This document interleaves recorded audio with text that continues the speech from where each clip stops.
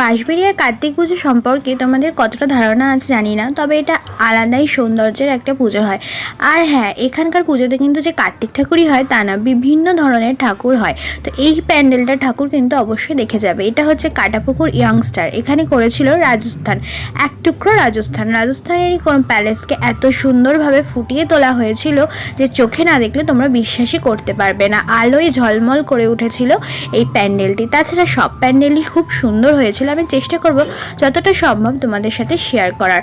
আর এই দেখো, এখানকার ঠাকুরটি বিখ্যাত হচ্ছে মা তারা, খুবই জাগ্রত, এবং এই তারামা দেখার জন্য দূর দূর থেকে লোক কিন্তু এখানে আসে। অনেক বছর, প্রতি বছরই এভাবে বাঁশবেড়িয়ার কার্তিক পুজো খুব আলোকসজ্জিত হয়ে ওঠে এবং অনেক নাম ছড়িয়েও পড়েছে।